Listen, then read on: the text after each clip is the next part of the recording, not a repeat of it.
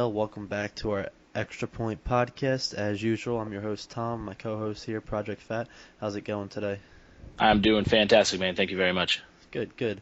So the draft just ended. We're getting ready to head into season 13 of NBL here. I can't see any other way to start this than talking about the draft a little bit. So tell us a little about your draft. How are you feeling with the players that you picked? I'm feeling pretty good. I know I talked a little bit about on the live draft that we were doing. I talked a little bit about it, but we feel really good about what we did. I'm sure you kind of feel the same way in free agency. We added a lot of pieces. So when it came to the draft, instead of having to try and find that starter to take over for somebody else, we were able to kind of find utility guys or guys that can grow into their role later on down the road. But I mean, first overall, our first round pick, we took a tight end who's already through the first two games of the preseason's already taken that top spot. He's going to be our starter going into week one. We can already tell that. Our halfback that we took in the second round, he is definitely going to give Murray a little bit of a challenge all season long, whether it's just in the preseason or if he pushes it into the regular season as well. And then our last pick in the second round was a cornerback. He actually got hurt last game. He's going to be out for a few weeks. But he, from what we saw from him, another good addition to our defensive back crew. So he'll help there a lot as well. But yeah, we feel good overall. We added, like I said, a lot of depth. Added some help on the offensive line as well a little bit later on in the draft. So overall, it was pretty successful on our eyes. But how about yourself? Yeah. Well, I think the thing that headlined our whole offseason was the retirement of Eli Manning. I don't think anyone saw it coming, and we were just kind of taken back by it. Going through the whole season, I wasn't looking at all to scout any kind of quarterbacks from college or looking to really do anything with that. We thought we were going to have Eli for a few more years. So once that hit us, it kind of took us by shock. But with that aside, we felt Ryan Nassib was able to come in and take the job from him, and do a nice job. So just through free agency, we focused on getting a couple offensive linemen. A big problem we had on the team last year offensively was drop passes. No one seemed like they wanted to hang on to the ball on offense. No matter if it was tight end, receiver, a couple halfbacks, everyone just wanted to drop the ball. So we added old giant Hakeem Nicks to the team and at receiver, so he's going to help out Beckham and Randall. And we still have Cruz as well. And we added three tight ends here. Miller, Tammy, and Brandon Myers all have great hands. They're gonna help out Larry Donnell, and we added a whole bunch of depth on defense. So that really helped us go into the draft because similar situation to what you said. I now no longer needed to enter the draft, needing to draft a star player to fill a hole or replace someone that left or whatever the case may be. I could just go in and draft talent. The one hole that we did need to fill was defensive tackle, and we got Jonathan Hankins, great defensive tackle right in the middle, but he needed someone to go with him. So with our first pick, we took DJ Kilgore, and through the first couple games, he's gotten a sack in one of the preseason games, and I believe he might have caused a fumble, or he was in part in a fumble cause of some way.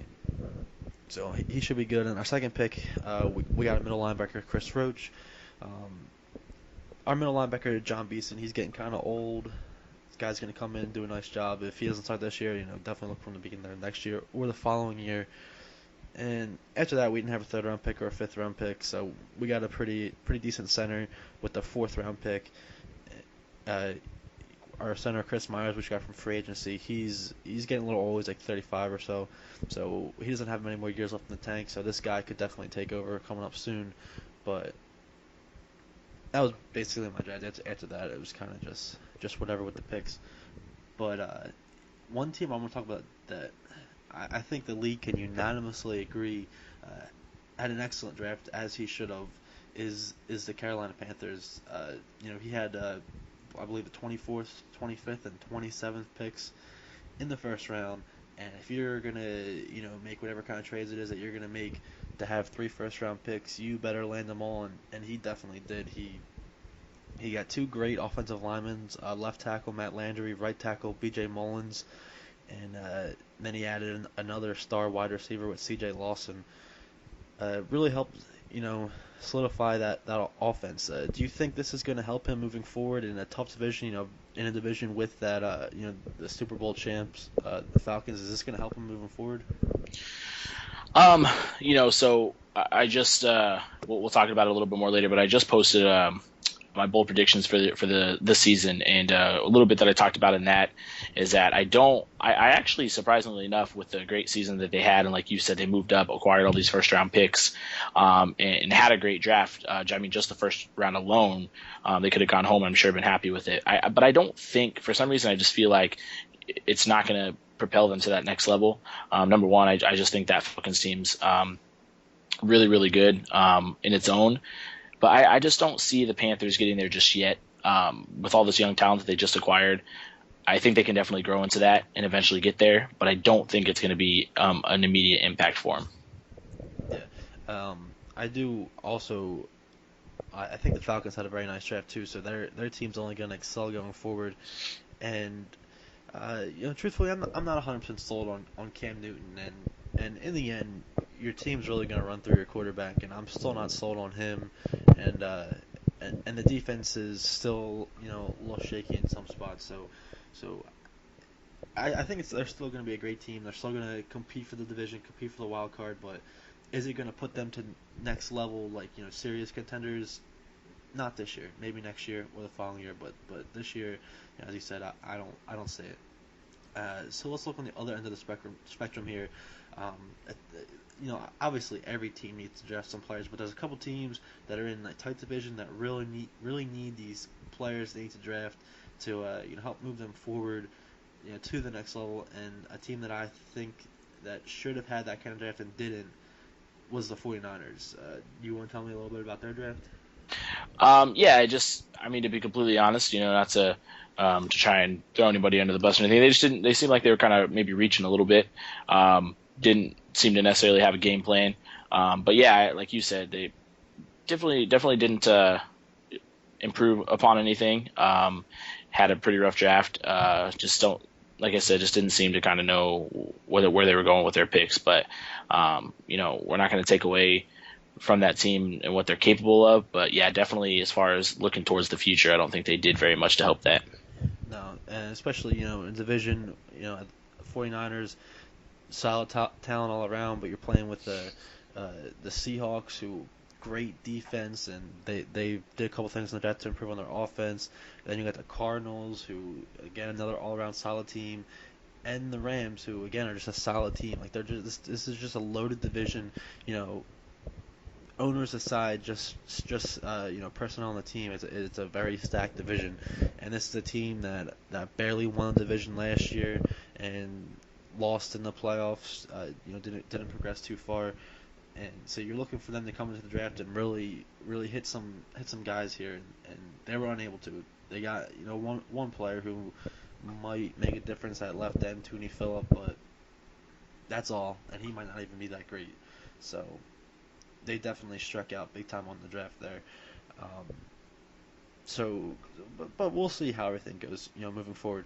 But as we always do, we're big on the predictions, and as you said, you had that bold predictions blog that you write there. So let's move on in, talk about how this season's going to go, and why don't you tell us a little bit about your bold predictions, how you came up with the ratings, and what you think each team's going to finish as. All right. It's the same thing as I did before. As I just got all the schedules and I started going through and just real basic and just teams that matched up well against each other, whether I thought they'd be able to win or not, and just went from there with it. But I'll start with I'll go ahead and start with the AFC South. I have the Jaguars and the Titans both finishing 11-5 in that division. I know Jacksonville had a ton of success last year with their young team. They didn't do much once they got into the playoffs. But the one thing that really stands out to me is that, and I think was part of their issues as to why they didn't go further, was their quarterback play. Bortles didn't play terrible, but he didn't play great either, and I think he hurt him down the road. But as we know, the Jaguars did go after a quarterback in the draft, and they seem to maybe be moving on from Bortles. So that's something to kind of watch for. So I think that they can once again win that division and get into the playoffs and might be able to do a little bit more. As far as the Titans go, real big thing for me as well, once again in free agency, these guys, they added Arian Foster and Matt Forte to their roster. Two older guys, kind of on their way out, so maybe they figured they'd bring them both in, be able to kind of let them feed off of one another so they don't get tired legs later on in the season. But that's just something to really watch out for too. I mean, both great running backs, one from Houston, one from Chicago, that I think can make a big impact there for them. Then I have the Colts and the Texans rounding out that division. Texans finishing 2-14. Still some things to build on there in Houston, but I just don't think they're there yet. Next, we'll go into the AFC North. I have the Bengals winning that division 12-4, slightly improved. I hate to say it because Sonny has a big enough head as it is, but that team's really good. And one of the things that they added in the draft is their first round pick. They added another defensive tackle. Seems to be really good, has a lot of potential, and I think they're going to build off their sack total. I think they led the league in sacks last season, and I think that they're going to improve on that number as well. Steelers finishing 10-6. I don't know what's going to go on there. They seem to have, they have a ton of talent on the offensive side of the ball. At least I know they lost some. They're having some tight end controversy right now. They don't really know who they're going to have playing that position. But I think they can get up to 10-6. I think they can play well enough to finish above 500 a few games. But I don't think they're going to make the playoffs. Browns finishing 9-7, just above 500, and the Ravens falling a little bit, finishing at 6-10. Then the AFC East, I have the Bills winning that division again at 13-3. They fell just shy of the Super Bowl. They lost to the Falcons. And it was crazy to me because at the beginning of the season, they really didn't know what was going on up in Buffalo. But Tyrod Taylor was definitely had an MVP caliber season. So, just continue to watch them. I think they improved slightly as well. Jets finishing 10-6. The Tout Dolphins finishing at 5-11, with the Patriots, who I believe made the playoffs for the first time as the owner. They're going to finish at 3-13. And then we'll go to the AFC West, where my division is. I know this is the one that's probably going to get the most controversy because why wouldn't I want to pick myself to win the division?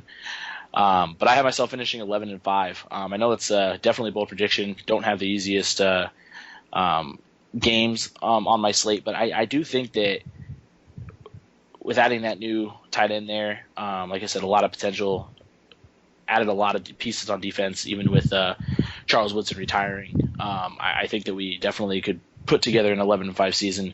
Broncos improving to 9-7, Chiefs falling down to 7-9, and then the Chargers finishing at 5-11. And then as far as the NFC goes, in the West, I have the Niners and the Seahawks both finishing 10-6. Like I said, the Niners drop a little bit. Like we talked about a little bit ago. Their draft wasn't that great.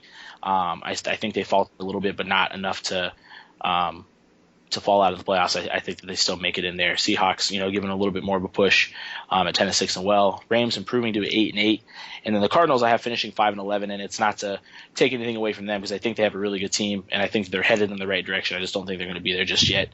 And I think my biggest prediction. The boldest prediction that I made was the Eagles finishing 12-4 in that division, in your division.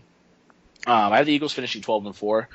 My big thing too is once again talking about they drafted a quarterback as well to take over for Sam Bradford. I think they said something a little bit ago about him riding the bench, possibly to develop a little bit more before they play him. But I think they're not going to have a choice because I think he can be the guy for them. Cowboys finishing 9-7. You're right there at 8-8, and then the Redskins down at 2-14. NFC North, I got the Lions at 14-2. They're not going to repeat the 16-0 season. And like I said, they're still a great team. They have MVP Matthew Stafford, so I think that they'll do well. They also added Eric Weddle to that secondary. Vikings finishing at 8-8. Packers at 7-9, and then the Bears at 4-12. And then the last division I'll cover will be for the NFC South. It's the Falcons, Super Bowl champions. I have them finishing 14-2 as well. Once again, just a really good team. Great offense mixed with a great defense, and I think that's just a winning recipe. So I think that they have a good chance of defending their title. Do I think that they will? I don't. So that'll be something to watch as well. I have the Bucks finishing 8-8. Panthers dropping down to 7-9, like I talked about a little ago. They did add a lot of really good pieces. I just don't think that they're going to be able to put it together this year. And then the Saints will not go 0-16 again. They will get themselves one victory, and they will finish 1-15. They did add Nick Gordon. They added also a couple of things on the defensive side of the ball as well, but I think they still have a little ways to go. So that is it for my bold predictions. All right. A couple things I'm going to touch on a little bit and actually ask you a few questions. First of all, I can't fault you for putting yourself at 11-5 because in the end, if you don't have confidence in yourself, you're never going to win. So I can't blame you for thinking you're going to win the division, as I think I win my division every year. It usually doesn't turn out that way though. Secondly, I did have a question. Just kind of wanted to touch on. What makes you think that the Patriots, who just went I think 9-7 I believe last season, and just fell shy of the postseason. Why do you see this big fall off for them going all the way down to 3-13? I mean, I think a big part of it, I think just a lot of it has to do with, I think they're just going to struggle, number one, inside their division a little bit. And I don't want to say it, but I'm going to. I think that might have been just kind of like lucky last season, honestly. So I just see them. I don't see them putting together the same type of season that they did last year. Like I said, they definitely struggled at the beginning and would definitely put it together towards the end. But I just don't see them doing that same thing this year. I think that they're going to struggle from the get-go and kind of stay that way. That's understandable. Other than that, most of the predictions I agree with for the most part, give or take a couple of wins here and there. One other noticeable, huge drop off that I saw was the Chiefs in your division. Is there anything you possibly noticed from playing them twice a season that you think they're going to kind of fall off from that easy, win the division last year to going 7-9? Yeah, well, just to really talk, I mean, they started 6-0. Their first loss was against the Detroit Lions, who, as we all know, did finish undefeated in the regular season. But as soon as they lost that game, they kind of just lost their swagger a little bit. I don't know exactly what the reason for that was, but I just noticed something different. They just didn't seem like the same team. So, I mean, as we know, I mentioned it in my blog that I wrote when you have an opportunity to read it. They did lose Tom Bahali, who was by far their best pass rusher. He's actually in Oakland now, so I think just small things like that. I don't think they're going to be able to get the same pressure on the quarterback. I think offense might struggle a little bit more as well. So just a couple different things. They fell off towards the end of the season, and I think that's just going to kind of carry over onto this one. Yeah, I can definitely see it, and I'd have to say you know the team better than most people. One, because of the work you've put into writing this blog, and as you said, looking at each team's schedule and who they match up against, but also the fact that your experience in playing them, that team in your division play them a couple times each season, so you kind of know what they're all about and stuff. So that's that. Great job on the blog with the predictions, very well written, and we're just gonna have to come and see how they are. Hopefully, Tout doesn't get too upset and try to call you out on your prediction on his team again, and hopefully he's able to come back next week for a Tout's take. But anyway, that's gonna be all the time we really have for today. Quick little episode, just kind of recapping on the draft and the off-season period, as that's all that's really gone down the past weekend and a half. Regular season should be set to kick off on Tuesday night, Wednesday night. Yeah, I think it's going to be Wednesday. Regular season will kick off, and then we'll be back with another episode a couple days after that, seeing how the opening season starts off. I'm sure there's going to be some teams that surprise us, as there always is, on the positive and negative side. A couple teams winning that we don't think that would win, and teams that are dominating, like the Falcons, possibly might end up losing their first 2 or 3 games. So we're gonna sign off on that. Real quick though, I did want to say a huge thank you to the team over there at MBL Live for this live draft they just did. Excellent quality, Sonny, Bomber, Lip. You guys did a great job on the mic. Narrating all the picks as they were going, and predicting who was going, and also the couple guests that did come on and speak about their picks. And it was you, I think, Playa and Delvar were those the ones that Yep. came on. Yep. Yeah, so nice job to everyone. Very well done, and we look forward to seeing that again next offseason, as well as the NBL Live team over there doing a couple play by plays as the season goes forward. And speaking of that again, if anyone is interested in streaming their games for the play by plays, go ahead and DM my co-host or project, and we can get everything set up there so you guys can have a game analyzed. But anyway, again, thank you everyone for tuning in. As usual, your host here, Tom, my co-host here, project. Have a good one, guys. Thanks again. Appreciate it.